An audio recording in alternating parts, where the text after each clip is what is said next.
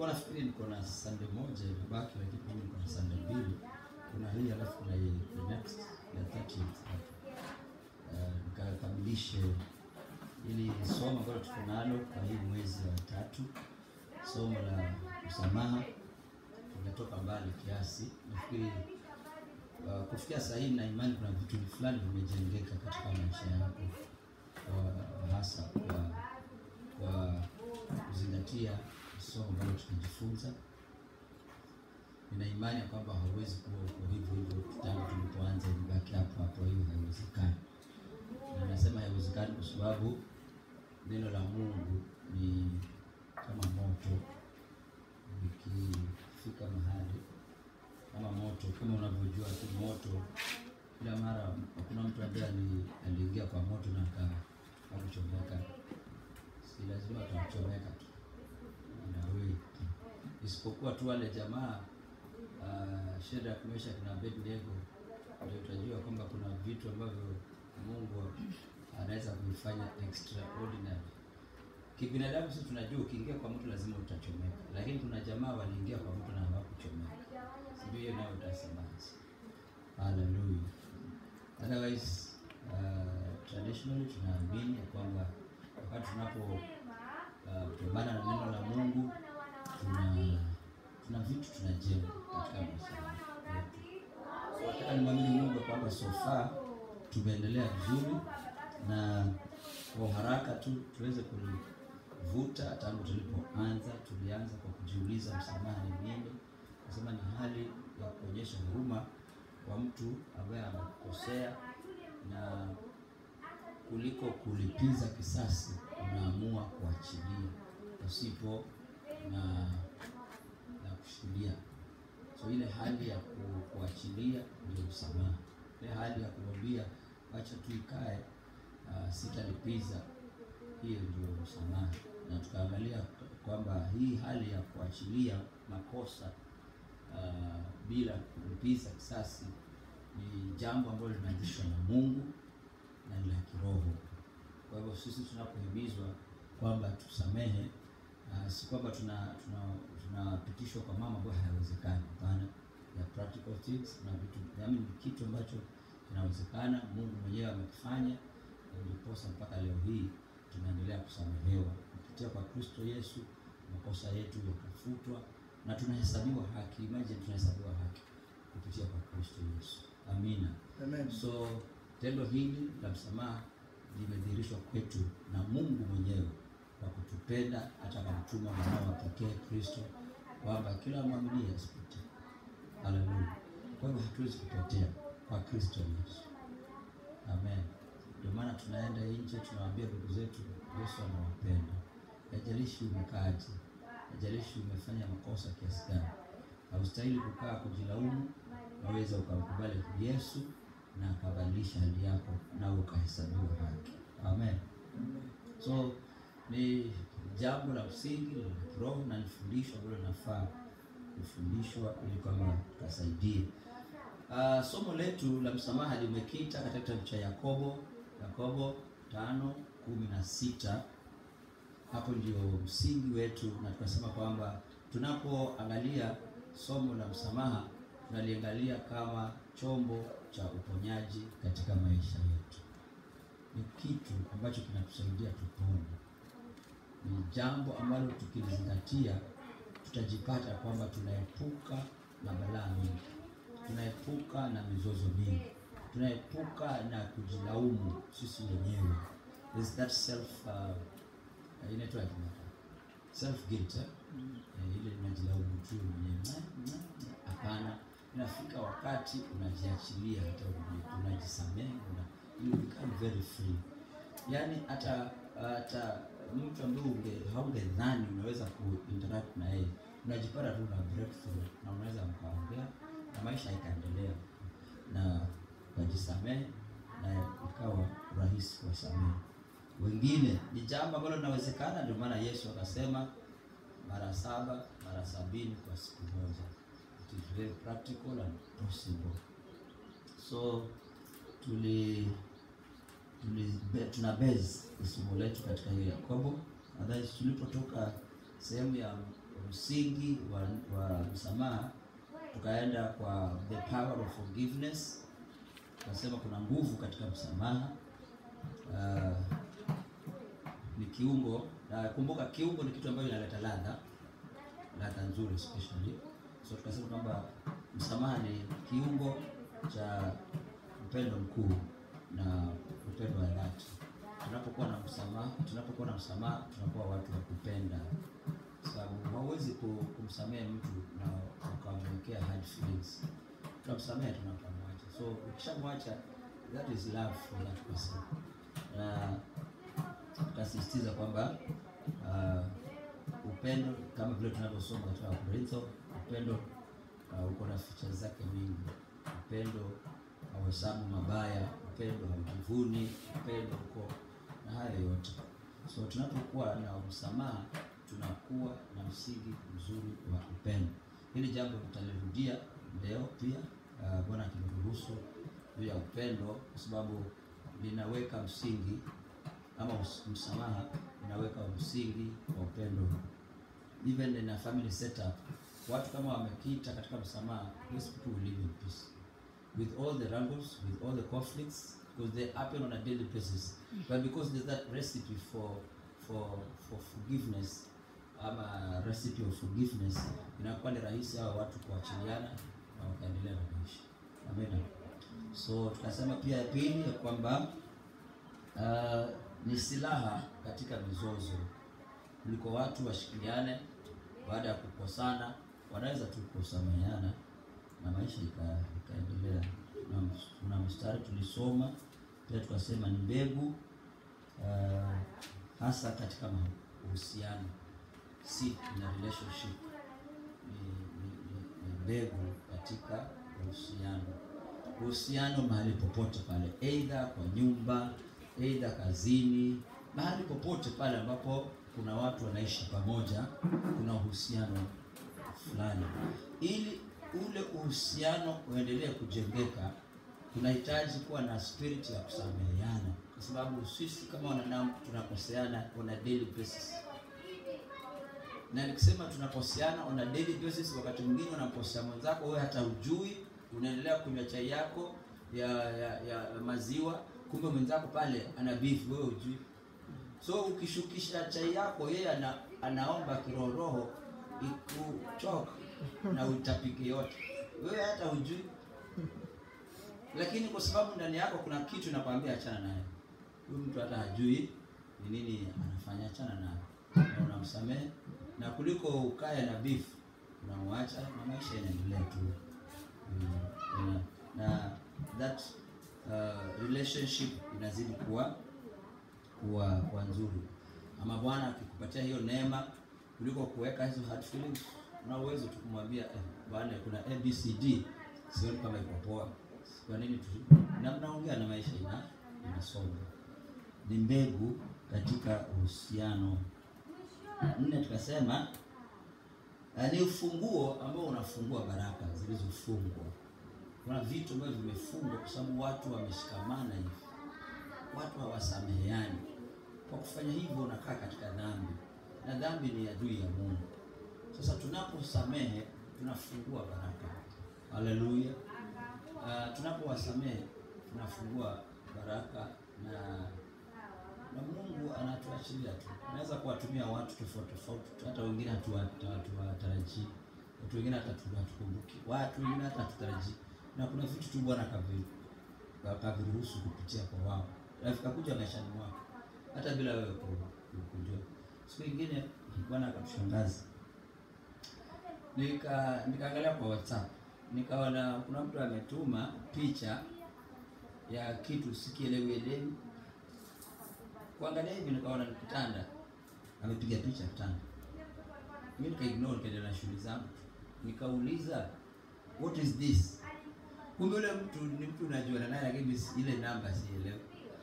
Ametuma na hiyo kitu la namba hiyo. So baadaye akapiga simu, mbona umeuliza swali hili la kijeuri? Ndio sasa, yaani wewe ndio ulikuwa umetuma ile. Then I'm sorry. Sasa kunaendaje? Anambia sasa ile kitanda nimekupa wewe ni yako.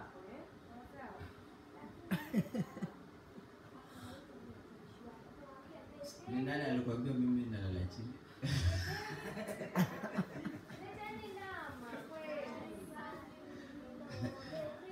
Ile kitanda ile ya kina nani pale, mimi sijui ile toka wapi.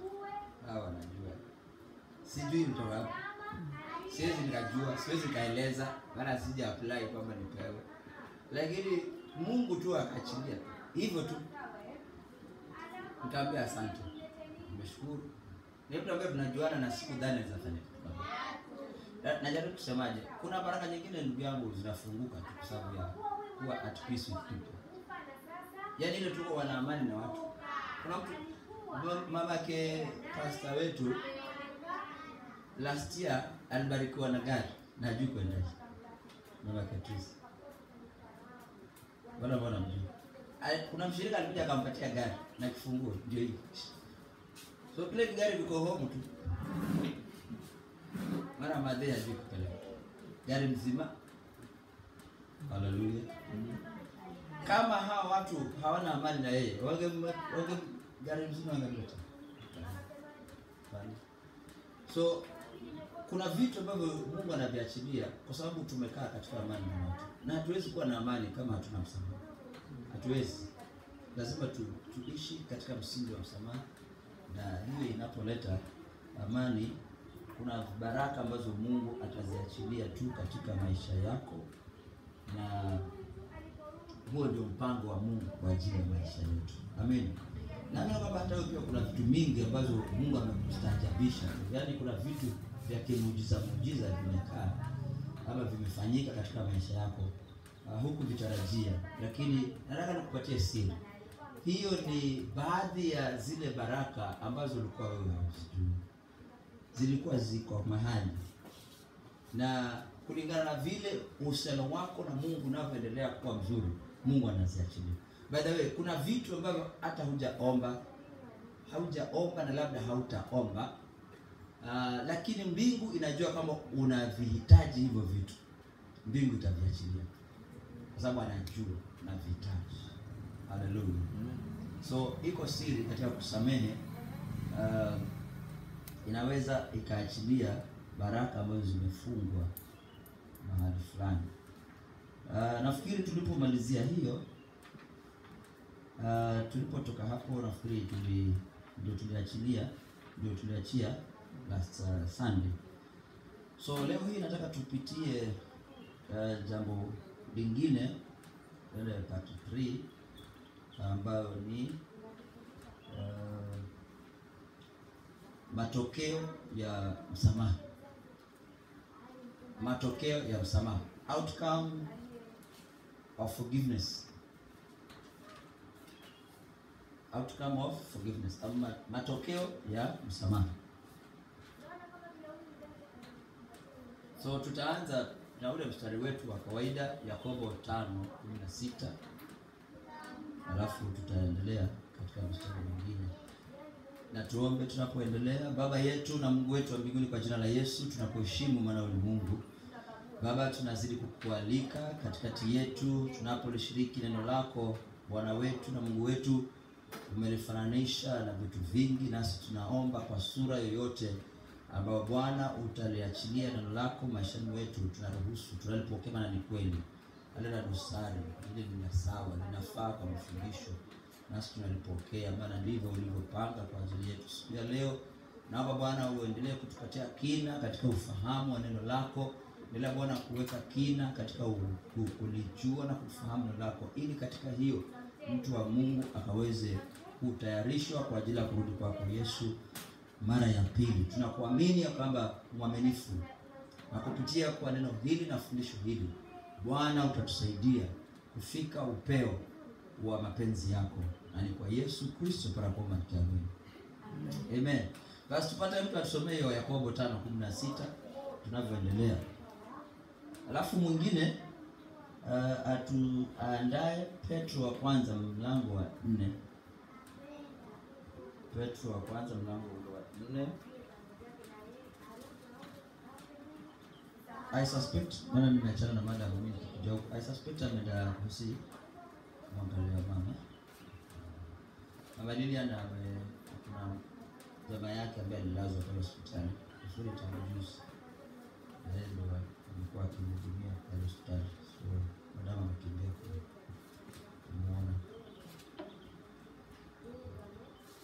Petro wa kwanza 4 hiyo utadai. Alafu pia Mithali 10:12.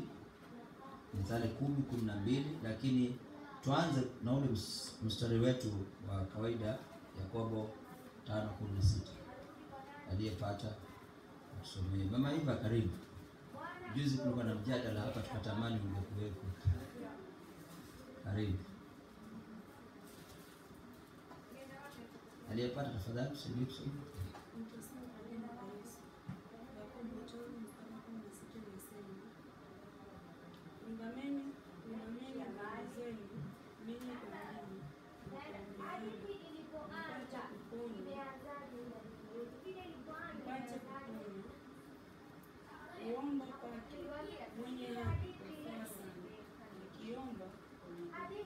Umeongeza, si ndio?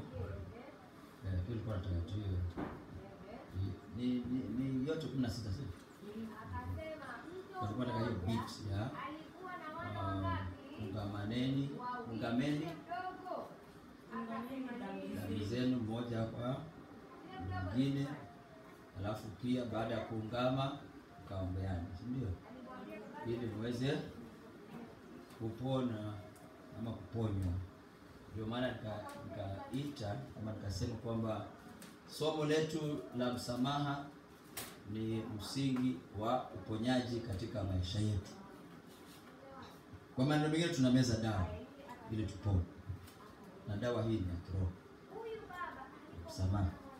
So ni nini inafanyika wakati tunapokuwa na hili tunda la msamaha ama tunapokuwa na hii tabia ya kusamehe watu? Kumbuka tumeona tayari umuhimu wa msamaha. Lakini tunapo practice sasa hii matokeo ni kwamba tunapofanyia kazi msamaha, tunapojitoa na kujibidisha kuwasamehe watu, ni vitu gani tutaviona, ni vitu gani vitafanyika katika maisha yetu na hata maisha ya watu wengine. La msingi inaweza kuwa mambo mengi, lakini nataka nione tu moja. Jambo moja tu. Tunakuwa vyombo vya upendo mkuu. Instruments of great love. Yaani tunakuwa watu wa tofauti kubwa sana. Watu wataishi kutushangaa kwa ile level tunaoperate nayo. Mara mahali wangetarajia tuzozane, sisi tunaenda kimya. Mahali wangetaka tukapigane, sisi tunanyamaza kimya. Mahali wangetaka kwamba tukatiane makonde, sisi tunatuliza bonde. Yaani inakuwa na karakta nyingine ya kushangaza watu. Kana kwamba wewe ni mjinga lakini kumbe ni mwerevu ajabu. Nafikiri unanielewa nikisema hivi. Kwamba sitakurusha ngumi haimaanishi kama mimi sijui ngumi. Inawezekana kama mimi ni karateka haswa, lakini hujui. Ninapokuangalia hata naogopa nitakupiga wapi, maana umetosha kupiga. Kama vile vya Daudi na Goliath. Unakumbuka? Like somebody said, Goliath was too big to miss. Too big enough to miss. So Daudi alipomwangalia hivi, dude kubwa namna hii, hata nikirusha huku bado nitampata. Wacha tu leo angeona cha mtenda. Si jiwe moja tu lile nitosha. So wakati watu wanatarajia ukashikane matai, wewe unatulia, haimaanishi kwamba huwezi kushikana matai. Unaweza. Na labda yako inaweza kuwa kali ikaweka kwenye magazeti. Lakini unacheza chini ya maji. Yaani mwerevu ajabu, lakini mpole ajabu. Ndio maana anasema kwamba muwe wapole kama jiwa, kuwa wapole kama jiwa, werevu kama nyoka. By the way, is it true kama nyoka ni werevu? Si tusaidiane kidogo. Ni kweli kwamba nyoka ni mwerevu? Maana haya maneno ni ya Bible. Si misemo ya wahenga. Mwe werevu kama njiwa, mwe wapole kama njiwa na werevu kama maandiko, na ni Yesu ndiye. Hizi nyoka ambazo tunapambana nazo huwa ni nyerevu. Si nyerevu kama ni Kiswahili. Si Kiswahili. Wale wa Kiswahili hapo pale amekataa. Hakuna neno kama nyerevu. Lakini kuna uwezekano kwamba nyoka ni mrefu. Nyoka akirealize miongoni mwake kuna adui, kwa anafanya anatuliza bodi. Anaweza kakimwa, kumbe ako ready ku attack. Anytime ana attack. Na akiona kimeumana tarusha mati. Na kukiadibika kabisa hata ile kutoroka sikwambia ni njia moja hapo pia kusave maisha. Haleluya. Kwani nani Yusufu alipochanja mbuga alikuwa ni mjinga? Najaribu kujustify tu kwamba kuhepa wakati mwingine si ujinga, ni kujitetea. Yaani una avoid mambo mengi au unahitaji mambo. Hautaki tu mambo. Wewe unaondokea ili mambo hii iishe. Sawa, they call you names but don't mind.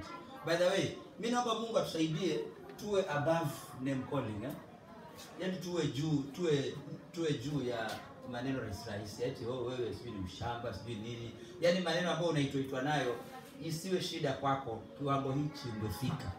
Usisumbuliwe na maneno ya kuitwa majina.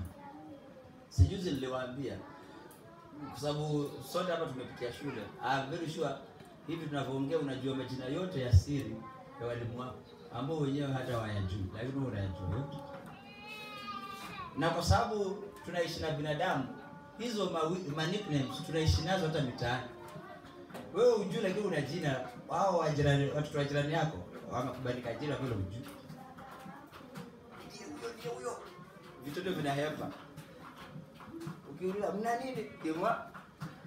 Kumbe wanasema we shetani huyo. Wewe wanakuita wewe shetani. Na wewe mwenyewe unjui, nafikiri ni majirani yako. Haleluya. Najaribu kusemaje?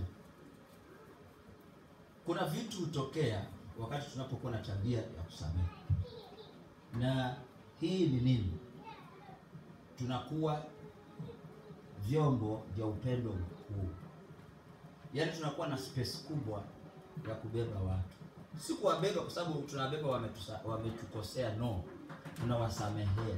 We allow them to operate freely as if they never did anything wrong to us.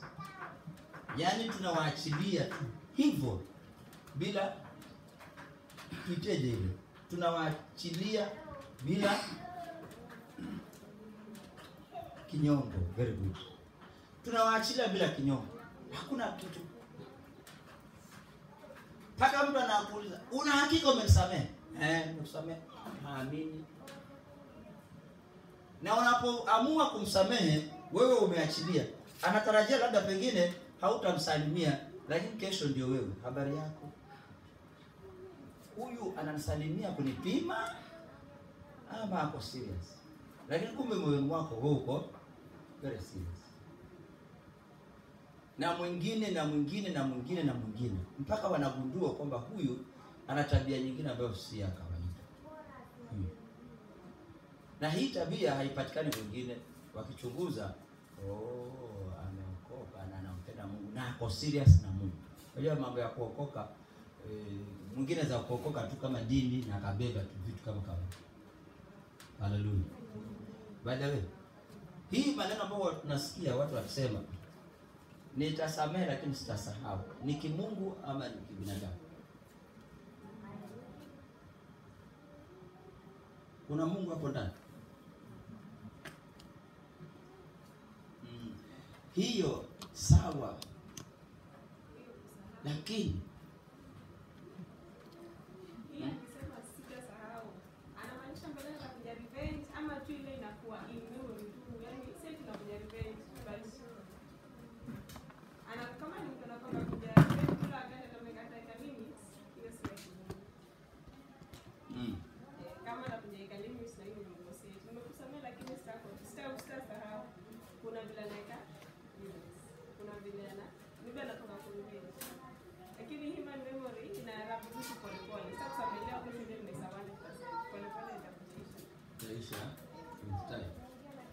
kwa hivyo wana haki kusema hivi.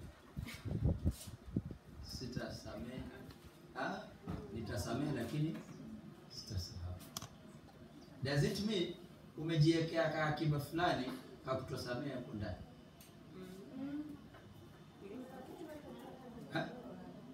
Haujaachilia vizuri. Kuna mahali kuna shoti haujaachilia, lakini kusahau hata tu sahihi. Unaweza kumbuka kitu kilifanyika na wewe tu hasa, lakini haina uzito ndani yako, haikuumi sana, si tu umesahau eti hata hiyo kitu juu kama iliwahi happen.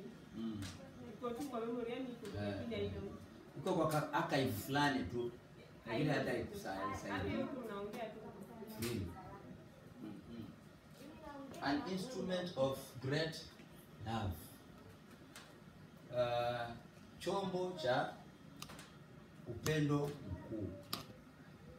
Ndio hii space ya msamaha na upendo itakufanya uende ukashiriki na mtu ambaye hajamjua Kristo.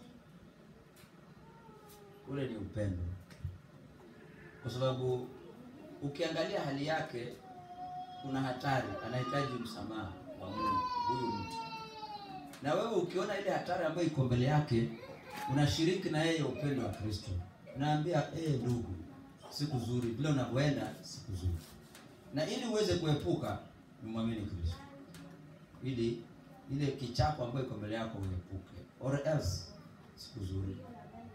Ule ni upendo. Ndio maana tunaposimama pale haturushi watu mawe, utakufa. Usenge hivyo mambo kufa, si hata utakufa. Ndio maana jamaa anasema utakufa, ambia wacha jeuri yako mwanzo za kufa weke mbele. Alikuwa ametukana, ilikuwa ni matusi, si ni ukweli?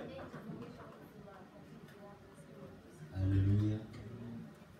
Kwani kama huyu jamaa, wakati mmoja nilikuwa nikihubiri mahali nikasema, ukitaka kunipeleka kwa chifu peleka, lakini wewe ni marehemu mtarajiwa. Unamaanishaje? Wewe pia uko ndani ya list. Sawa, tunazika, lakini wewe pia umo. Sikini utakuahidi sasa. Kama umekasirika, nenda kwa chifu kashtaki. Asiye. Je, huwa ni uchokozi? Huwa ni makosa? Sasa hatuwaambii kwamba tu mtakufa kwa sababu tu hatuwapendi. Ukiendelea na hii tabia ya dhambi, na hiyo inakuja kwa sababu ya ule upendo ambao uko ndani yetu kwa ulimwengu ulioharibika. Hii upendo ukipungua, hata kushiriki na watu neno la Mungu la msamaha hautakuwa na kitu. Hata kuwasamehe watu makosa yao hautakuwa na utayari ama urahisi. Kwa sababu gani? Msamaha na upendo umepungua. Na ndio maana nikasema tutaangalia pia upendo nyakati hizi za mwisho. Maandiko yanasemaje juu ya upendo. Twende hiyo Petro wa kwanza 4. Kama kuna mtu amepata chapu hili, tuko mbali na mwisho.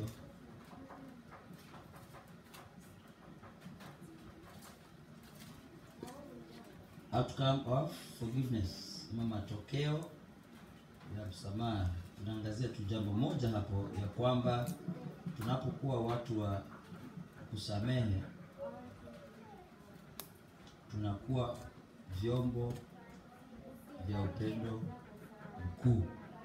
We become instruments of great love. Upendo hustiri wingi wa dhambi. Upendo au hesabu mabaya. Hii mistari yote unaikumbuka, si ndio?